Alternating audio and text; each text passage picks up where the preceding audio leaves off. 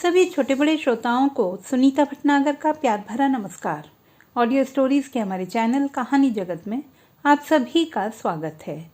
हिंदी कहानियों की श्रृंखला में आइए आज सुनते हैं बलराम अग्रवाल जी द्वारा रचित कहानी अनुगामिनी। पिछले दिनों अनायास ही मुझे जब शारीरिक थकावट महसूस होने लगी, भूख कम और प्यास अधिक लगने लगी तो नीलू चिंतित हो उठी। इसमें आश्चर्य की कोई बात नहीं। पत्नी अगर ठेठ भारतीय हो तो उसे अपने स्वास्थ्य की कम, पति और बच्चों के स्वास्थ्य की चिंता अधिक सताती है। वह मुझे तुरंत किसी डॉक्टर से सलाह लेने की बात कहने लगी। हिंदुस्तान में सामान्यतः निजी प्रतिष्ठानों में नौकरी करते हुए शारीरिक और मानसिक शोषण कराते रहने को शापित लोगों की दास्तान के बारे में कहना ही क्या, सभी को उनका हाल मालूम है। असल तकलीफ तो उन लोगों को है जो सरकारी विभागों की नौकरी में रहते हुए भी निजी प्रतिष्ठानों के नौकरों जैसा जीवन जी रहे हैं और किसी से शिकायत भी नहीं कर सकते। स्वयं मेरे कार्यालय का हाल यह है कि एक सुपरवाइजर और 4 लिपिक, कुल 5 कर्मचारियों के सैंक्शनड स्टाफ के कामकाज को पिछले 4 साल से लिपिक स्तरीय केवल 2 ही आदमी संभाल रहे हैं, एक मैं और दूसरे सुरेश जी। हम दोनों में से किसी एक का भी छुट्टी लेना तो दूर, काम में ढील बरतना भी तनाव को न्योता दे डालने जैसा होता है। न टाल पाने वाले अवसरों पर ही हम छुट्टी ले पाते। नीलू ने जब देखा कि उसके कहने का मुझ पर कोई असर नहीं हो रहा है तो रविवार की एक सुबह उसने स्वयं ही मुझे डॉक्टर के सामने जा उपस्थित किया और सारी परेशानियां उसे बता दी। डायबिटिक है क्या? डॉक्टर ने प्रश्न किया। मालूम नहीं, मैंने कहा। अभी कुछ खाकर आए हैं? उसने पुनः पूछा। जी, बेड टी लेने की आदत है मेरी, मैंने बताया। कोई बात नहीं। अपने लेटर हेड पर कुछ लिखकर मुझे देते हुए उसने कहा, ये कुछ टेस्ट कल सुबह 8 बजे बिना कुछ खाए पिए क्लिनिक में आकर आपको कराने होंगे। रिपोर्ट कल शाम को मुझे मिल जाएगी। परसों सुबह आकर मुझसे मिलिए। अगले हफ्ते करा लूँ? मैंने डॉक्टर से पूछा। मैं तो यही कहूँगा कि रोग को पलने नहीं देना चाहिए, डॉक्टर ने कहा। बाकी जैसे आपकी मर्जी। कल क्यों नहीं? यह सवाल डॉक्टर की बजाय वहीं बैठी नीलू ने मुझसे पूछा। सुबह 8 बजे ऑफिस के लिए नहीं निकला तो ठप हो जाएगा ऑफिस? उसने व्यंग्य भरे अंदाज में मुझसे पूछा। ऑफिस की नहीं, मुझे सुरेश जी की चिंता है, मैंने कहा। वह बेचारे। कल लेट जाओ ऑफिस, छुट्टी करो आधे दिन की या पूरे दिन की, मैं नहीं जानती। डॉक्टर के सामने ही उसने निर्णायक फरमान जारी किया। टेस्टिंग के लिए कल सुबह यहाँ आना है, बस। मेरी एक वरिष्ठ महिला कोलीग मिसेज उषा गुप्ता कहा करती थी, शुक्ला जी, आयु विशेष पर पहुंचकर ज्यादातर मर्द अपनी पत्नी के सामने पुत्र समान जीवन व्यतीत करने लगते हैं। इस बात को आप यूं भी कह सकते हैं कि समझदार पत्नियां आखिरकार पूरे घर की कमान अपने हाथों में थाम लेती हैं, पति ही नहीं, सास ससुर की भी। यह अब से लगभग 20 वर्ष पहले की बात है। तब मैं 30 साल का रहा होऊंगा। उनकी बातें मुझे बड़ी अटपटी और बेहूदी लगती थी। कोई स्वाभिमानी पति कैसे अपनी पत्नी के सामने बच्चा बनकर जी सकता है? लेकिन अब एकाएक ही मुझे लगा कि उस महिला की बात 100% अनुभवजन्य थी और मैं आयु के उसी दौर में प्रविष्ट हो चुका हूं जिसका जिक्र वह किया करती थी। नीलू की घुड़की का डॉक्टर के केबिन में ही प्रतिवाद प्रस्तुत करना मुझे उचित नहीं लगा, तो वहां से मैं बाहर निकल आया। क्या मुसीबत है? क्लिनिक से बाहर निकलते हुए मैं नीलू को सुनाते हुए बुदबुदाया, लेकिन उसने मेरी बुदबुदाहट को अनसुना कर दिया। मुझे साथ लेकर वह घर आ गई। सोमवार को अन्य दिनों की अपेक्षा वह जल्दी बिस्तर से उठी। मैंने रूटीन के मुताबिक ही अपनी आंखें खोली, घड़ी पर नजर डाली। 7 बज रहे थे। चाय लाना जी, मैंने रोजाना की तरह ही नीलू को हाथ लगाई। चाय पानी जो कुछ भी लेना हो टेस्टिंग के लिए ब्लड एंड यूरिन देने के बाद क्लिनिक की कैंटीन में बैठ के ले लेना। रसोई घर से उसकी आवाज आई तो मुझे डॉक्टर की सलाह पर नीलू द्वारा तय किया गया अपना आज का कार्यक्रम याद हो आया। मुझे लगा कि ऑफिस की सारी फाइलें बड़बड़ाकर मेरे सिर पर आ गिरी हैं और उन्होंने मेरा सांस लेना दूभर कर दिया है। अंदर ही अंदर मैं थरथरा सा उठा। यार, बिना किसी पूर्व सूचना के इस तरह लेट ऑफिस पहुंचना या छुट्टी पर बैठ जाना नियम के अनुकूल नहीं है। दबे स्वर में ही सही नीलू के निर्णय का प्रतिवाद करता सा मैं बोल उठा। ऐसा करता हूँ कि आज ऑफिस जाकर कल के लिए क्या कर लेंगे? मेरी बात पर वह लगभग उग्र स्वर में वहीं से बोली, 1 दिन का वेतन काट लेंगे। काट लेने दो। यार, बात वेतन की उतनी नहीं है जितनी कि सुरेश जी के अकेले रह जाने की है, मैंने भावनात्मक पासा फेंका। सुरेश जी क्यों अकेले रहेंगे? इस पासे को वापस मेरे मुंह पर मारते हुए उसने कहा, आप क्लिनिक जा रहे हैं या वाघा बॉर्डर? तुमसे बहस करने से कहीं अच्छा है कि आदमी दीवार में सिर मार ले 2-4 बार। मैं झुंझलाया। 2-4 बार नहीं, 10 बार। मेरी इस बात पर वह रसोई से बाहर आकर बोली। इसके साथ ही रोजाना से कुछ बड़ा टिफिन कैरियर मेरे बैग में फंसाकर उसने मेज पर टिका दिया। बोली, आधा घंटे से ज़्यादा लेट नहीं हो गया ऑफिस के लिए, समझे? फिर भी नमूने देने में अगर कुछ ज़्यादा समय लग जाए और क्लिनिक की कैंटीन में जाकर ब्रेकफास्ट करने का समय ना रहे तो ऑफिस के लिए निकल जाना सीधे। लंच के अलावा भी कुछ सामान रख दिया है, ऑफिस में जाकर खा लेना चाय के साथ। अन्य दिनों के मुकाबले 45 मिनट पहले टिफिन लगाकर सामने रख दिया था उसने। मैं एक अक्षर भी आगे ना बोल सका। उसके दबाव के चलते उसी दिन क्लिनिक जाकर मैंने जांच के लिए खून और पेशाब के नमूने दिए और लगभग सही समय पर ऑफिस जा पहुंचा। मैंने हालांकि उसको यही उलाहना दिया कि उसकी नादानी की वजह से मैं नाहक ही 1 घंटा देर से ऑफिस पहुंचा। तीसरे दिन उसने मुझे पुनः डॉक्टर के सामने उपस्थित कर दिया। आपको 2nd स्टेज डायबिटीज़ है मिस्टर शुक्ला।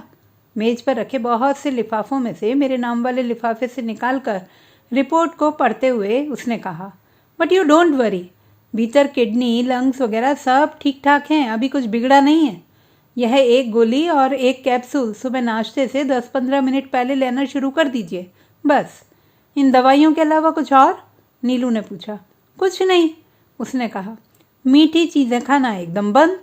काउंटर से एक डाइट चार्ट ले लेना, खाने का शेड्यूल उसके अनुसार रखने की कोशिश कीजिए। शुगर को कंट्रोल रखेंगे तो सब ठीक ठाक चलता रहेगा। Don't worry. घूमने जाते हैं? जी नहीं, नीलू ने बताया। जाने लगी है मिस्टर शुक्ला? उसका जवाब सुनकर डॉक्टर ने मुझसे कहा, शुगर कंट्रोल रखने में बड़ी मदद मिलती है। ये सब बातें उसने क्योंकि नीलू की उपस्थिति में कही थी, इसलिए इनमें से किसी एक को भी उससे छिपा पाना मेरे लिए असंभव था। तात्पर्य यह है कि डॉक्टर की सलाह के अनुरूप उसी दिन से चीनी मेरी चाय से रफू चक्कर हो गई। वस्तुतः तो चाय के नाम पर मुझे एक प्याला काढ़ा थमाया जाने लगा। दूसरे उसने मुझे सुबह शाम पार्क में भेजने का भी दबाव बनाना शुरू कर दिया। सच कह रहा हूँ, घूमने जाना मेरी प्रकृति में कभी नहीं रहा नीलू। मैं उसके सामने कई बार गिड़गिड़ाया, लेकिन बेकार। उसने मेरी एक ना सुनी। एक रात सुबह 5 बजे का अलार्म लगाकर सो गई। सुबह अलार्म बजते ही खुद उठ बैठी और मुझे झंझोड़ती हुई बोली, कपड़े पहनकर तैयार हो जाइए, घूमने चलना है। क्या मुसीबत है यार, तुम तो पीछे ही पड़ जाती हो। चादर को कुछ और जकड़ते हुए मैं उस पर झुंझलाया, लेकिन उस झुंझलाहट का उस पर कोई असर नहीं दिखाई पड़ा। उसने पुनः मुझे झंझोड़ डाला। उनींदा समय तकिए को गोद में रखकर बिस्तर पर बैठ गया। आंखें खोलकर देखा तो घूमने जाने के लिए एकदम तैयार उसे सामने खड़ी पाकर बोला, तुम भी साथ चलोगी तो नाश्ता कौन बनाएगा बच्चों के साथ रखने के लिए? वह सब कल सोचना है, आज तो रविवार है, उसने कहा। हे भगवान, मैं मन ही मन बुदबुदाया। इस औरत से बच पाना बेहद मुश्किल काम है। शौच आदि से निपटकर मैंने कुल्ला किया और कुर्ता पजामा पहनकर मरे कदमों से उसके पीछे पीछे हो लिया। बिल्कुल वैसा नज़ारा था जैसे किसी पिल्ले को जबरन घसीटने के समय बनता है। मेरे गले में पट्टा नहीं बंधा था, बस। पार्क तक जाना आना और वहाँ घूमना कुल मिलाकर 1 घंटे में निपट गया। 7 बजे यानी कि रोजाना ही अपना बिस्तर छोड़ने के समय से भी 10-15 मिनट पहले ही हम वापस घर में आ घुसे थे। अनिच्छापूर्वक घूमने जाने के कारण मेरा शरीर ऊपर से नीचे तक टूटता सा महसूस हो रहा था, सो मैं जूते उतारकर सीधा बेडरूम में गया और बिस्तर पर पसर गया। संभवतः रविवार होने के कारण ही नीलू ने मुझे टोका या रोका नहीं। लेट जाने के बाद 8 बजे मेरी आंख खुली। आज तो चल गया। कुछ देर बाद ही काढ़े का कप ड्रेसिंग टेबल पर टिकाते हुए नीलू बोली, कल ऑफिस भी जाना होगा, इसलिए घूमकर आने के बाद का लेटना बंद। धीरे धीरे सारी सुख सुविधाएं बंद हो जानी है, ऐसा लगता है। मैंने कहा, स्वास्थ्य को सही रखने के लिए जो जो चीज़ें बंद करनी ज़रूरी लगेंगी वो की ही जाएंगी। वह निर्णायक स्वर में बोली। ठीक है बाबा। काढ़े का कप टेबल से उठाते हुए मैंने मुस्कुराते हुए गया, सुख भरे दिन बीते रे भैया, अब दुख आयो रे। शाम का खाना खाने के बाद भी घूमने को चलना है, समझे? मेरे दुख को कुछ और बढ़ाती हुई वह बोली। चलना है माने? शाम को भी मेरे साथ चलोगी? अकेले नहीं निकलोगे घूमने तो चलना ही पड़ेगा, उसने कहा। मैं चला जाया करूँगा बाबा, मैंने अपने कंठ को चुटकी में भरकर उससे कहा, कसम से। तात्पर्य यह है कि घरेलू कामकाज और बच्चों को संभालने की विवशता के चलते उसे मेरी बात पर विश्वास करना पड़ा। नीलू के साथ घूमते हुए पहले दिन ही मैंने इस विवशता से मुक्ति की जगह तय कर ली थी। पार्क के गेट से दूर वाले छोर पर एक पेड़ के नीचे सीमेंट की बनी हुई एक बेंच रखी थी। अगली सुबह मैंने उसी पर जाकर बैठना और लेट जाना शुरू कर दिया। अपने मोबाइल में ठीक 7:15 बजे सुबह का रिपीट अलार्म सेट कर लिया था। वह बजता, मैं जागता और तरोताज़ा मूड में घर वापस आ जाता। रविवार और राजपत्रित अवकाश के दिनों को छोड़कर लंबे समय तक मैं उस सुख को भोगता रहा। फिर एकाएक इस सुख के उन क्षणों पर वज्रपात हो गया। हुआ यूं कि किन्हीं प्रशासनिक कारणों से बच्चों के स्कूल 2 दिन के लिए बंद घोषित कर दिए गए। तीसरे दिन रविवार था, सो उनके स्कूल के 3 दिन की छुट्टी हो गई। नीलू ने उन तीनों दिन बच्चों को पार्क में घुमा ले आने का कार्यक्रम बना लिया था। उसकी दृष्टि से देखा जाए तो यह सब मुझे बताने की कोई ज़रूरत उसने नहीं समझी।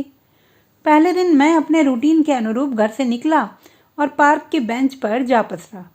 मेरे जाने के 15-20 मिनट बाद ही, जैसा कि नीलू और बच्चों ने तीसरे यानी रविवार वाले दिन घर पहुंचने पर मुझे बताया, वे भी वहां जा पहुंचे। दौड़ लगाते हुए पार्क में बच्चे पहले दाखिल हुए। घूमते घामते मुझे तलाश से सबसे पहले उन्होंने ही मुझे बेंच पर सोया हुआ देखा। वे वापस मुड़े और इसकी शिकायत अपनी मॉम से कर आए। उसने उनको समझाया कि वे अब उस बेंच की तरफ न जाएं और डैड को यानी कि मुझे इस बारे में जरा भी शक न होने दें कि हमें सब पता है। कमाल की बात यह रही कि दोनों बच्चे अपनी माँ के पक्के चमचे निकले। समर्पित माएँ बिना प्रयास ही बच्चों को अपने अनुरूप ढाल लेती हैं, यह मैंने तभी जाना। उसके बताने से पहले उन बदमाशों ने तिल भर भी इस रहस्य से अपने परिचित होने की भनक मुझे नहीं लगने दी। मैं करीब 7:15 बजे घर पहुंचा था और वे तीनों मुझसे आधा घंटे पहले ठीक 6:45 बजे। उसके बाद ऑफिस के लिए मेरे निकलने तक घर का माहौल वे ऐसा बनाए रखते थे जैसे कि स्कूल जा चुके हों और घर में हों ही नहीं। इस नाटक का पर्दाफाश तीसरे दिन संयुक्त रूप से उन तीनों ने स्वयं ही किया यह कि उस दिन पार्क में इधर उधर खेलने न जाकर वे मेरी बेंच के आसपास ही घूमते रहे, किसी भी प्रकार का शोर किए बिना। ठीक 7 बजे मेरे मोबाइल का अलार्म टिनटिनाया। मैं उठकर बैठ गया और आंखें खोलकर सामने जो देखा तो नीलू और बच्चों को घास में बैठकर आसन करते पाया। अरे तुम लोग, मैं अचकचाकर बच्चों से बोला, स्कूल नहीं गए आज? नहीं, स्कूल की मॉम ने आज छुट्टी करा दी, चिंटू ने कहा। मुझे लगा कि नीलू मुझे चेक करने की नीयत से ही पार्क में आई होगी बच्चों के साथ, सो अपने लेटे हुए होने की सफाई देता हुआ बोला, घूमते घूमते थोड़ा थक गया था इसीलिए। लो सुनो, हमने कुछ पूछा भी है? मेरे बोलते ही नीलू ने दोनों बच्चों से कहा। आप तो गए डैड। उसके यह कहते ही दोनों बच्चे एक साथ बोले, mom is the don in such circumstances you know. अरे यार, मैं गिड़गिड़ाते स्वर में बोला, मैं कभी झूठ बोलता हूँ क्या? कभी नहीं, कभी नहीं। दोनों बच्चे व्यंग्यपूर्वक होंठ पिचकाते हुए गर्दन हिलाते हुए बोले। अच्छा मजाक छोड़ो और घर चलो, मैंने कहा। 7 से ऊपर बज चुके हैं, मुझे ऑफिस के लिए भी निकलना है।